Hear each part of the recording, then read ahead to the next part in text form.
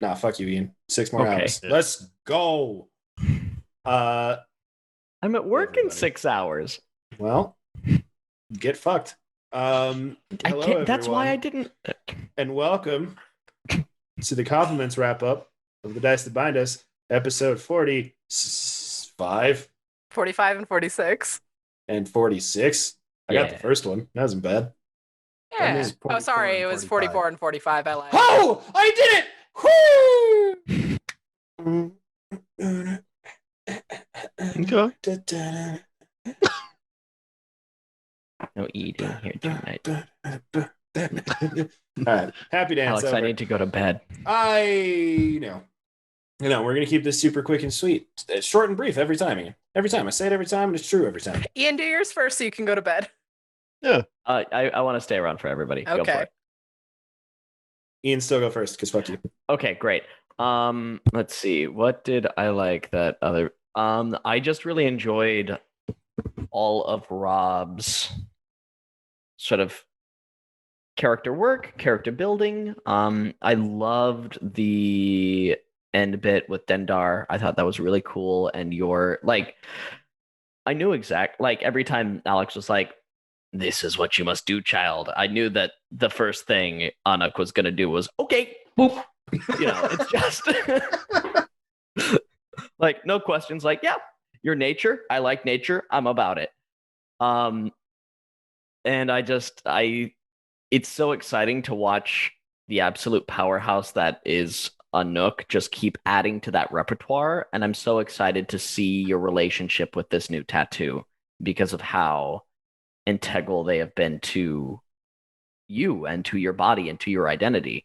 And something that I'm kind of realizing now is that this tattoo's wrapping around your whole body and going across your heart. That's breaking the right left tattoo half, which I'm very excited to see you. Oh, I'm done. I'm so glad I did not draw Anouk's art for this most recent drawing yet. His tattoos aren't on there yet. It's the only thing I haven't finished on Anouk. For myself, I really liked playing dumb and endearing to Partos today. Of just both with Grim trying to be like, okay, I can tell very obviously that if I say the things I want to say, all of us are gonna die. So I have to not do that, but also have to try to figure out how to make this person not kill us. And so it's like obviously doing typical Tapartos blunders there, but I loved my conversations with Gungrar, where he's talking about the Netflix and the Xbox and the DVD player and just really, really, because I know Alex was just dicking around, but being able to be like, hey, I'm going to have an endearing conversation with this person. And even though I have no idea what the fuck they're talking about, I don't know what a Netflix or an Xbox or a DVD player is. And it was kind of fun to just, fuck with the play on words. And I was proud of myself for that today. And the consistency with which I was able to pull it off. So, yeah. I'll fling it to Devin. I'll keep mine very brief. I liked Anouk's thinking with the water breathing for breaking the water limits hole encounter. That's the only thing they could have done to us. And then, yeah, water breathing. Okay, cool, done. I mean, I like that. For Juliana, I liked when she got embarrassed and gave them the little, like, I have a crush on you note. And yeah, we'll pass it to Zyko. Oh, thank God. So I really hope that I went early so people didn't try to steal it. I really liked from Devin his little thing where as soon as they got another moment alone, this little continuing of their own self-grieving process with Tempard. It is lovely and I love it, and I hate that we always all try to pick on one little thing that someone does, so I'm glad I got it out of the way early for me. For me, I don't really know these guys too well. We've been a few places, we train, we fight a lot.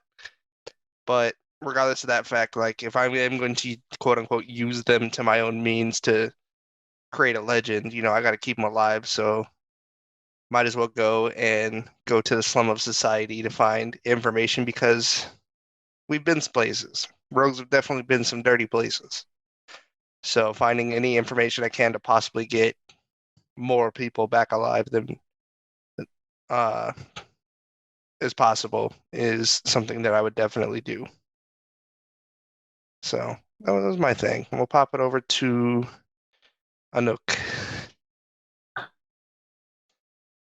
Okay. Zach, I love you, but I hate Zykor, and I love how you play Zykor so that I do not like him. You are doing so good with that, and I just think this Zykor kid is just this little shit that just he drives Anouk just as much as Anouk doesn't really show it. He does a few times, but it's wearing thin on him. And I love how you're playing that, and I really enjoy that. So thank you for doing that and keep it up.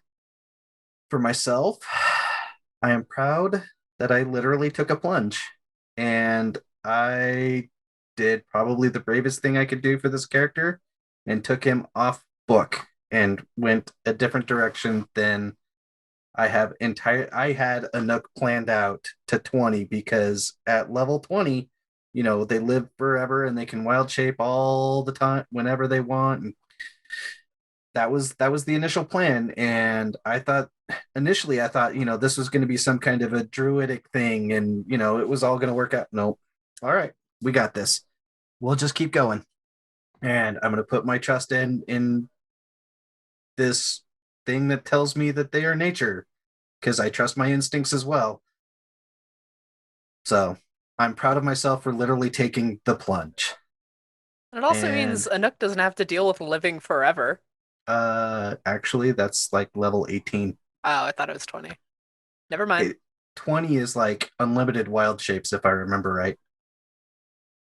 I could be wrong on that. I could have them switched. No, you're correct. I think timeless body is like actually, I think that's the druids version or the monks version of it. But timeless body is like 17 or 18. It's 18 for druids, and then 20 they get like special stuff about their spells when they're in wild shape form. Yeah, we can actually cast spells in wild shape. You can do that before level 20. I'm pretty sure. I thought that was their level 20 because their 18 was the live forever. Mm-hmm. I'm pretty sure level 20 is just unlimited wild shapes. It doesn't matter. It doesn't matter. Yeah, it doesn't matter. Anouk ain't getting to 20 probably. I'm never gonna make you make like those like I'm never gonna like reclass your character if it's not what you want. But this definitely means that you and I have to have a sit down at some point soon and figure out where this goes. So So Garagak, that's who I'm bouncing it to. My compliment for someone else was I was going to compliment Zach on what he already said about himself. I thought him using his character and being a rogue to get information and doing that was actually really smart. I didn't think he was going to do that. It actually worked out really well and possibly got us some really helpful information with the blessing of the corpses. So that could be really handy. And then myself, I made some jokes. It's role play, but I think my favorite thing was like painting the picture of Garagak in his slippers and his little swimwear. That was my favorite thing. And then toss it to Lysander. Yeah, it is just me, huh? Yep. I really liked the conversation that became mainly between Zykor and Tapartos. And it showed a lot about their individual characters of like, sometimes it's the two perspectives of sometimes you have to sacrifice things to make the world better and like to gain the power to do the most you can versus Tapartos is I will sacrifice myself before ever giving up anything like of others in the world. And that is like kind of the two sides of the coin that we are sitting in a lot of our party is like, no, I'll throw myself away before ever destroying anything else. Or sometimes sacrifices have to be made. And I think that was super interesting and it showed a lot of nuance in both of your characters. So beautifully done. For Lysander, there's a lot of like little questioning that's going on. And it is being relatively subtle, but Lysander is insecure in a way that he wasn't before. Like he's accepted, like, yes, I am this leader, I guess, but everything we're doing is hard and everything we're doing is bad.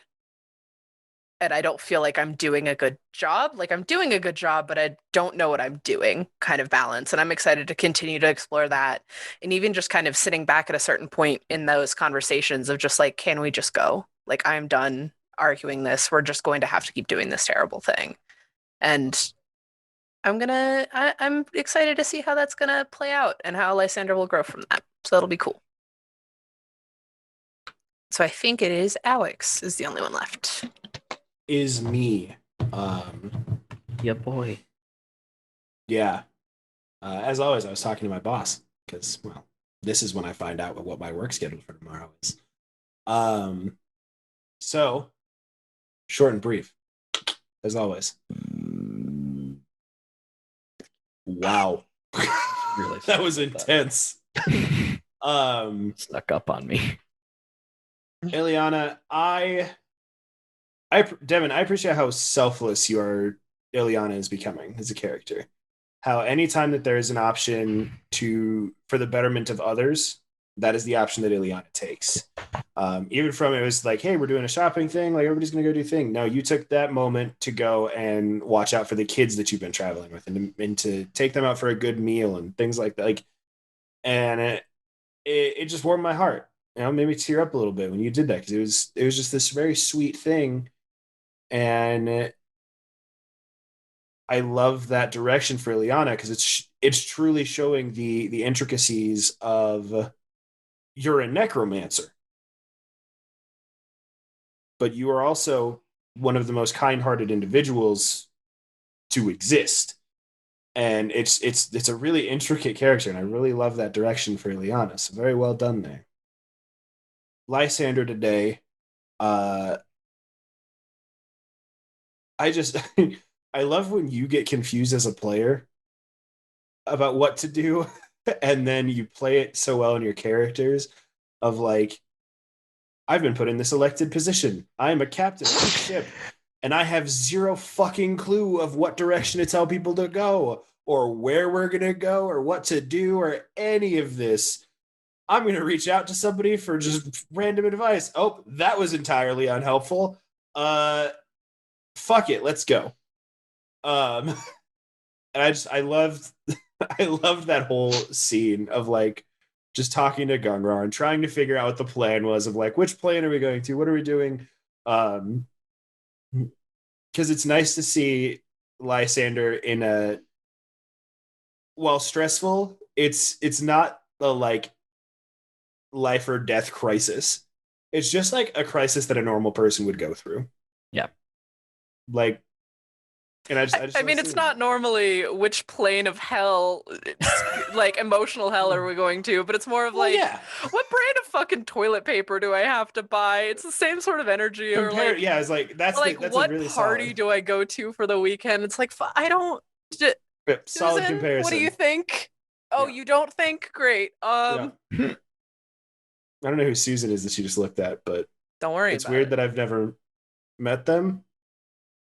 I mean, my door opened randomly by its own last night, so you never know. Susan. Great. I'm 90% sure it was Sacha, but she was not near the door when it happened. Super haunted apartment.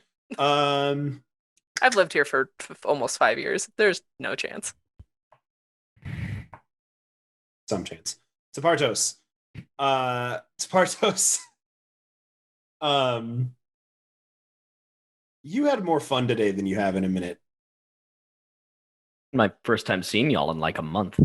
Well, it's that, but it's also like Tapartos has been just like serious mode for so long, and you've been making all these super serious character choices and like going through these like character turmoil choices of like, who am I? What am I doing?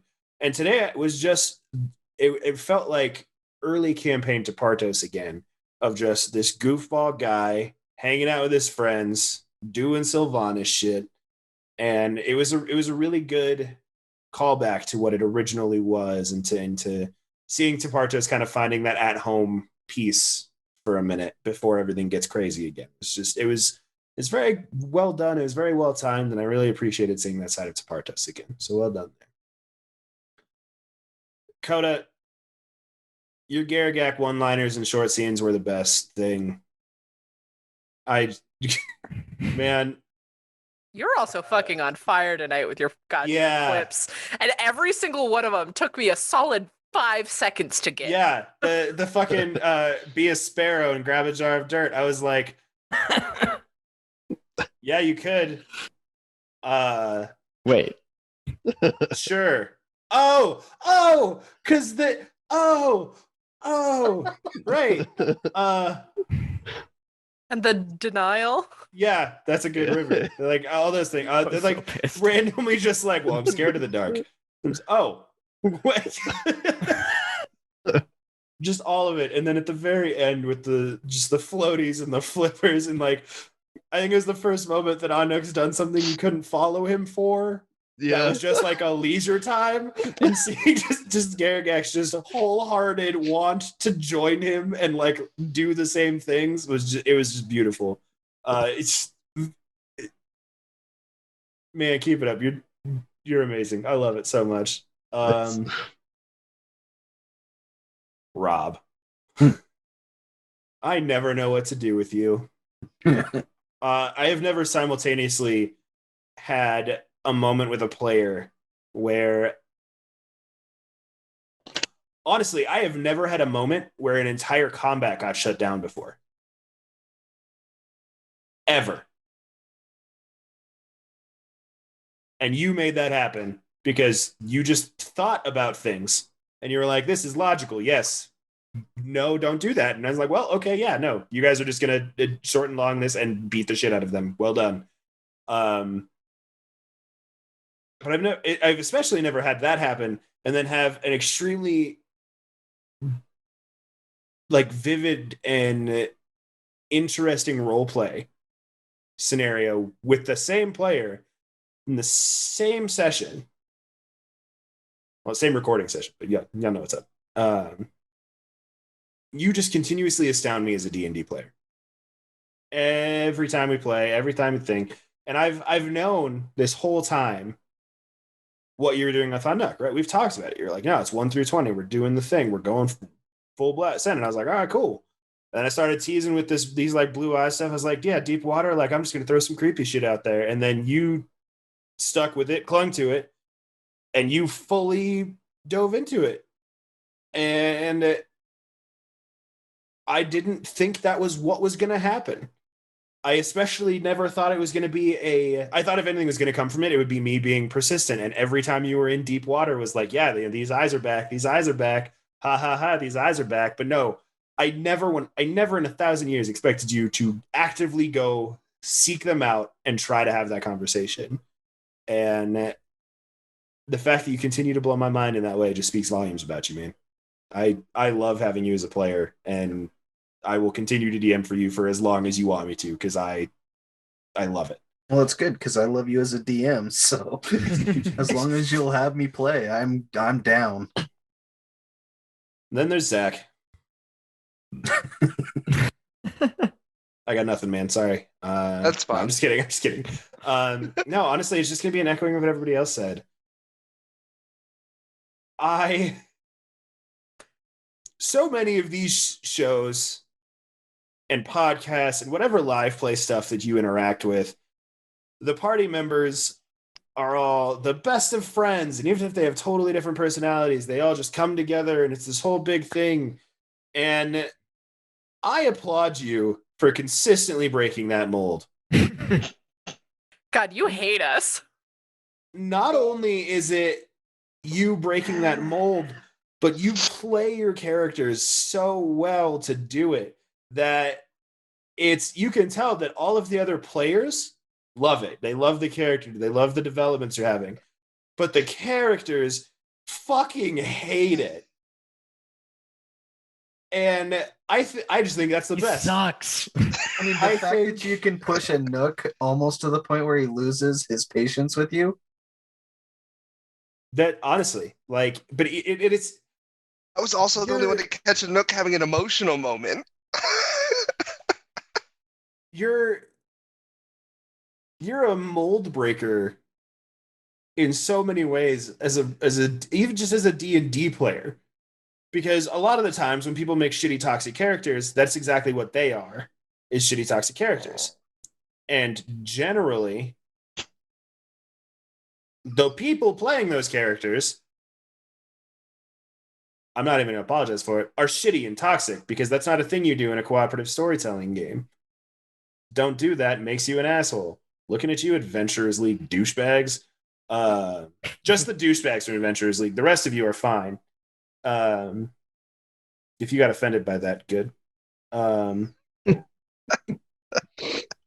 But Alex coming for blood tonight, yelling at wizards, yelling at fucking. I will. I started a very bad thing. You know, I'm just coming after everybody. I demoted Lindsay Lohan 3 times. Everything's bad. No, but Zach, your ability to do that kind of thing and play a character to that like that kind of character, but still make him an enjoyable character to interact with and be around is phenomenal. Extremely well done. And then there was me. I don't have a lot to say about myself today. I'm not okay. I'm not doing well at all. And we've been having some issues with recording stuff lately. We're falling a little bit more behind than we were. Don't worry, you guys are still going to get episodes every week. We're not falling that far behind or anything. But I just have not been able to do recording as much lately because my life is crazy and my job sucks. And it's just, real world's catching up to me, and it's hard. But the fact that I still the fact that I got out here and I DM'd 2 what I thought were very good sessions and did crazy characters and did the vocal swaps and all those kinds of things and still made everyone lose their mind over a gnome. What was his name again? How much of that Dendar did you have planned out? None. So you completely... Literally none. I never expected you to go and do that. So I had to make shit up on the spot. That's amazing. None of the stuff in this session, really, like in that second recording session, like I had no idea what the fuck you guys were gonna do. Like Grict and the underground stuff and all that was completely Grict was his name. I heard somebody ask that question. It was Grict. I thought it was Grix, and I was gonna laugh. Not Grict, GRIK''T. Grict. But yeah, no, the fact that I could just come out and do all that still, and like the fact that I pushed through it, I'm really proud of myself for that. So should be, because that was amazing. Yeah. That's my spiel. For those of you at home that watch these things, thank you so much. We appreciate it. If you're ever not okay, talk to people. It's important. It's imperative. You have to be willing to make that push. And if you're not comfortable talking to, people or people you're comfortable with, man, like it was said before, I'm in charge of our Twitter. I'll get messages. You can message me and I'll talk to you.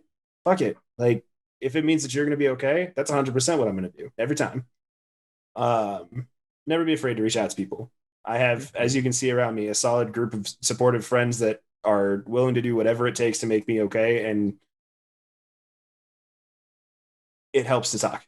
It helps to talk. And I know you don't come here for me nagging you about taking care of your emotional well-being. We did the compliments. We did our thing. We were chaotic. We were fun. For this, we will see you next because these are released every 2 weeks, 2 episodes. Mm-hmm. Yeah. I mean, you'll see us next Wednesday for a regular. You'll see us next Wednesday for a regular episode of That's the Bind Us, where we will finally jump into the abyss. Ugh. JK, we're gonna go to the water plane. With a new. I'm all for it. I'm all for it, baby. Let's go with all our fire gear. I might just stealthily steal the pearl to the hells and just dip. Goodbye. Go to hell by yourself. Goodbye, everybody. I said I was going to go make deals with devils, Have a good night, y'all.